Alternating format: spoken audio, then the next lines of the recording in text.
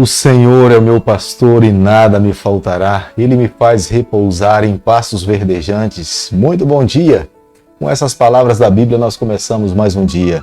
É nessa certeza que nós nos levantamos a cada manhã, que temos um supremo pastor que supre todas as nossas necessidades, que está ao nosso lado para nos auxiliar em tudo aquilo que nós precisamos. O pastoreio do nosso Deus nos conduz por águas tranquilas, pastos verdejantes, lugares seguros, onde o mal não pode nos atacar. Por isso que nessa manhã renovemos com Deus o pastoreio dele, o domínio dele, a soberania dele sobre a nossa vida. Deixo com você nessa manhã para você guardar no teu coração no decorrer desse dia um versículo, uma parte da palavra de Deus que se encontra no livro de Salmo, capítulo 116, o verso 2. Porque inclinou para mim os seus ouvidos, e invocá-lo-ei enquanto eu viver. Salmo 116, o verso 2. O nosso Deus inclinou os seus ouvidos para nós. Nós precisamos ouvi-lo, nós precisamos aceitar a sua vontade, nós precisamos reconhecer que somos propriedade exclusivas do Senhor. Nós não somos de nós mesmos. Nós não temos autonomia para fazermos o que nós queremos, embora em nossas mãos tenhamos o direito do livre-arbítrio, da livre escolha, mas sabemos que o nosso Deus espera que nós obedeçamos, que nós vivemos uma vida de fidelidade a Ele. A cada manhã nesse canal nós temos a doce alegria de estudarmos um capítulo da Palavra do Senhor. E nessa manhã eu convido você a ter nas mãos a Palavra de Deus no livro de 2 Reis, capítulo 17, o verso 1.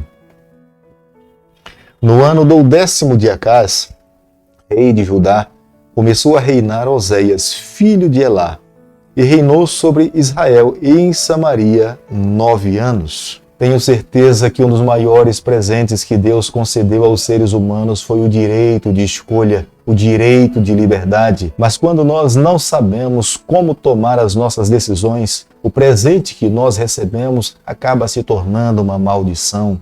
Porque quando não escolhemos obedecer a Deus, fazer a vontade do Senhor, nós nos tornamos escravos do maligno e do mal.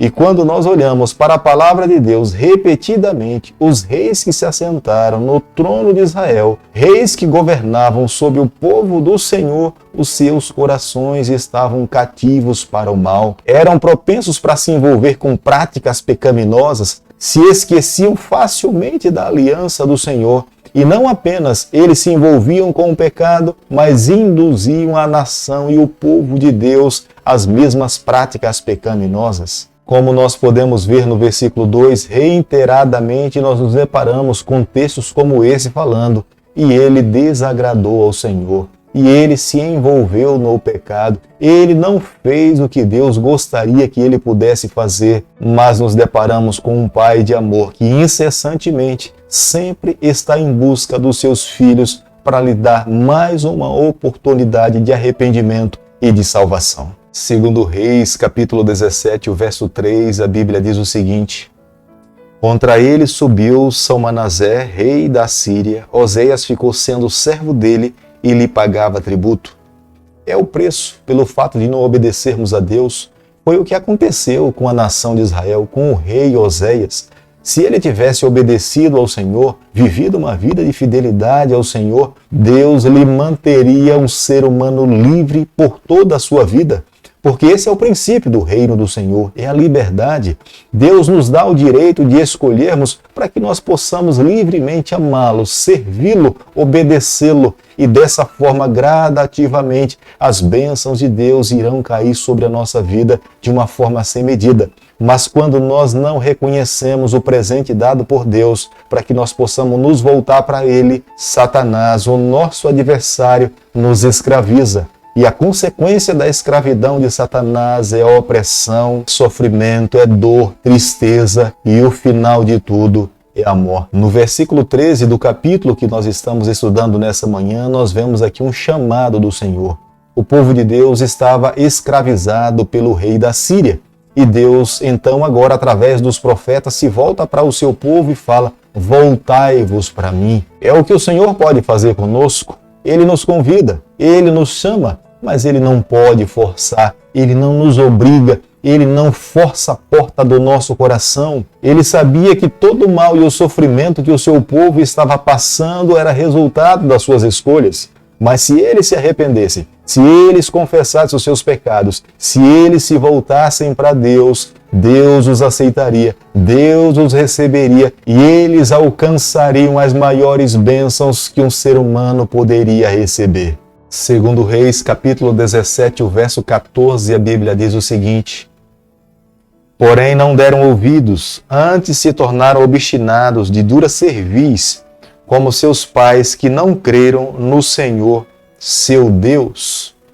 O rei Oséias e os israelitas escolheram seguir o seu próprio caminho, fazer a sua própria vontade. Por mais que a palavra de Deus estivesse à sua frente, mas os seus corações estavam obstinados a seguir a sua própria vontade. O povo de Deus que foram levados para o cativeiro da Síria, lá eles se envolveram com as mesmas práticas do povo da Síria, começaram a cometer os mesmos pecados, passaram a viver a mesma religião. Eles perderam a identidade do povo de Deus, eles se esqueceram da aliança que Deus um dia tinha feito com Abraão e com Isaac. Vivendo na Síria, eles estavam vivendo para si mesmos, sem nenhum compromisso com o Senhor. Como nós podemos ver no versículo 26 do capítulo que nós estamos estudando nessa manhã, os pagãos tinham uma compreensão a respeito da religião, que eles acreditavam que cada povo tinha um Deus, e eles deveriam cultuar cada um ao seu Deus. Se Israel tivesse se mantido fiel, mesmo depois que foram levados para o cativeiro, eles teriam influenciado outras nações.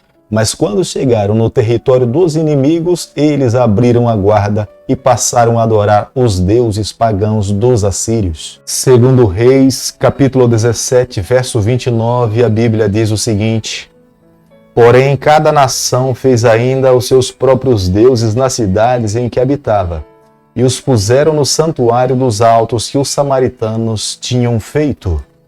Os samaritanos acabaram sendo chamados dessa forma porque eles se misturaram com outros povos, portanto perderam a sua própria identidade. Não havia como distinguir as suas origens. No futuro, os samaritanos rejeitaram os ensinamentos politeístas, os ensinamentos pagãos, e se voltaram para os ensinamentos de Moisés. E eles também passaram a acreditar apenas em um único Deus. No Novo Testamento, nós nos deparamos numa passagem bíblica em que Jesus se depara com uma mulher samaritana.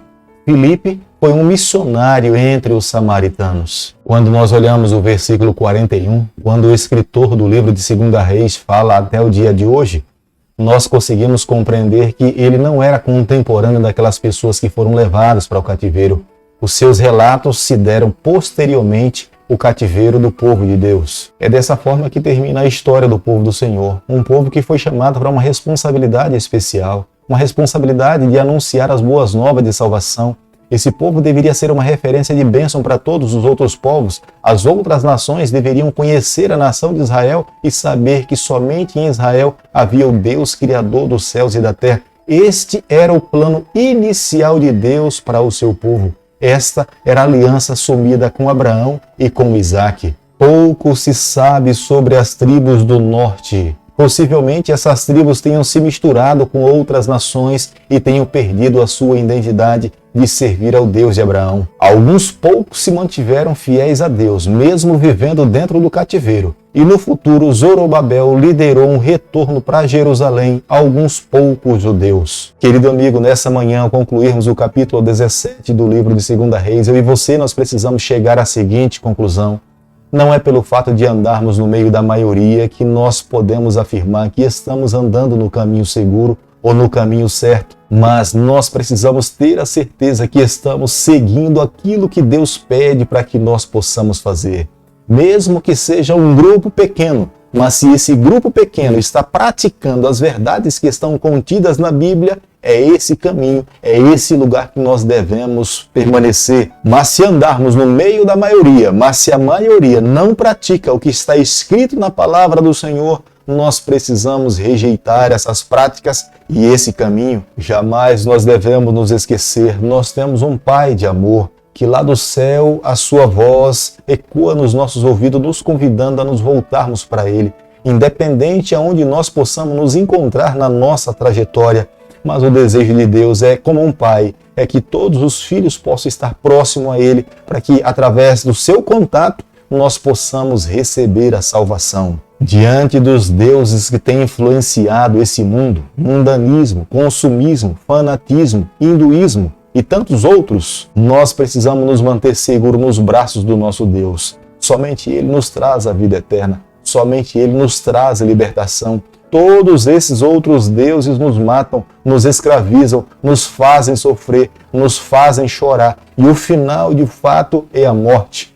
Por isso que Deus nos faz um convite para que nós possamos andar na sua companhia, para que nele nós encontremos vida plena.